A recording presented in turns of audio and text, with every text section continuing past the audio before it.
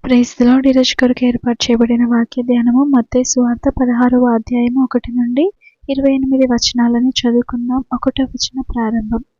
అప్పుడు పరిసయ్యులను సద్దూకయ్యులను వచ్చి ఆయనను శోధించుటకు ఆకాశం నుండి ఒక సూచక క్రియను తమకు చూపమని ఆయనను అడగగా ఆయన ఇట్లనెను, సాయంకాలమున మీరు ఆకాశము ఎర్రగా ఉన్నది కనుక వర్షము కురియదనియు, ఉదయమున ఆకాశము ఎర్రగాను మబ్బుగాను ఉన్నది కనుక నేడు గాలివాన వచ్చుననియు చెప్పుదురు కదా. మీరు ఆకాశ వైఖరి వివేచింపనెరుగుదురు కానీ ఈ కాలంలో సూచనలను వివేచింపలేరు. వ్యభిచారులైన చెడ్డతరము వారు సూచక్రియ నడుగుచున్నారు. అయితే యోనాను గూర్చిన సూచక్రియయే కాని మరి ఏ సూచక్రియ అయినా వారికి అనుగ్రహింపబడదని వారితో చెప్పి వారిని విడిచి వెళ్ళిపోయెను. ఆయన శిష్యులు అద్దరికి వచ్చి రొట్టెలు తెచ్చుటకు మరచిరి. అప్పుడు యేసు చూచుకొనుడి, పరిసయ్యులు సద్దూకయ్యులు అను వారి పులిసిన పిండిని గూర్చి జాగ్రత్త పడుడని వారితో చెప్పెను. కాగా వారు మనము రొట్టెలు తేనందున కదా ఈ మాట చెప్పెనని తమలో తాము ఆలోచించుకొనుచుండిరి. యేసు అది ఎరిగి, అల్ప విశ్వాసులారా, మన యొద్ద రొట్టెలు లేవని మీలో మీరెందుకు ఆలోచించుకొనుచున్నారు? మీరింకనూ గ్రహింపలేదా? 5 రొట్టెలు 5,000 మందికి పంచిపెట్టినప్పుడు ఎన్ని గంపెళ్ళు ఎత్తితిరో అది అయినను, 7 రొట్టెలు 4,000 మందికి పంచిపెట్టినప్పుడు ఎన్ని గంపెళ్ళు ఎత్తితిరో అది అయినను మీకు జ్ఞాపకము లేదా? నేను రొట్టెలను గూర్చి మీతో చెప్పలేదని మీరెందుకు గ్రహింపరు? పరిసయ్యులు సద్దూకయ్యులు అనువారి పులిసిన పిండిని గూర్చియే జాగ్రత్త పడుడని చెప్పెను.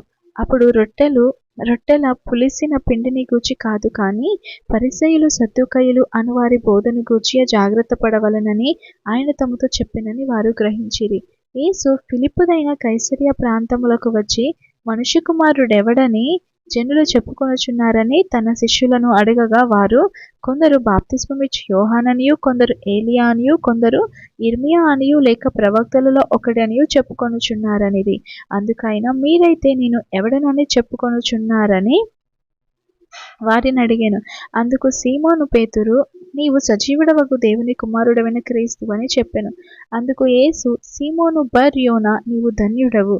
పరలోకమందున నా తండ్రి ఈ సంగతి నీకు బయలుపరిచేనే కానీ నరులు నీకు బయలుపరచలేదు. మరియు నీవు పేతురువు, ఈ బండ మీద నా సంఘమును కట్టుదును. పాతాళలోక ద్వారములు దాని ఎదుట నిలవనేరవని నేను నీతో చెప్పుచున్నాను. పరలోక రాజ్యం యొక్క తాళపు చెవులు నీకిచ్చేదను. నీవు భూలోకమందు దేన్ని బంధించుదువో అది పరలోకమందును బంధింపబడును, భూలోకమందు దేన్ని విప్పుదువో అది పరలోకమందును విప్పబడునని అతనితో చెప్పెను. అటుపిమ్మట తాను క్రీస్తు అని ఎవనితోనూ చెప్పవద్దని ఆయన తన శిష్యులకు ఖండితముగా ఆజ్ఞాపించెను.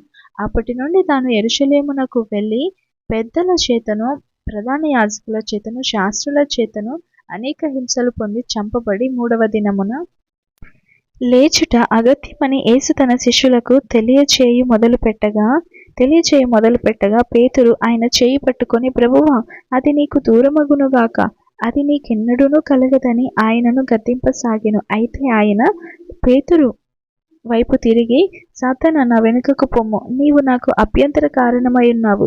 నీవు మనుషుల సంగతులనే తలంచుచున్నావు కానీ దేవుని సంగతులను తలంపకయున్నావని పేతురుతో చెప్పెను. అప్పుడు యేసు తన శిష్యులను చూచి, ఎవడైనను నన్ను వెంబడింప కోరిన ఎడల తనను తాను ఉపేక్షించుకొని తన సిలువనెత్తుకొని నన్ను వెంబడింపవలెను.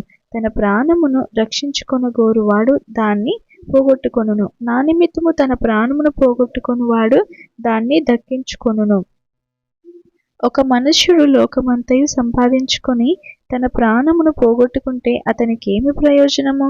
ఒక మనుషుడు తన ప్రాణమునకు ప్రతిగా నేమియ్యగలడు?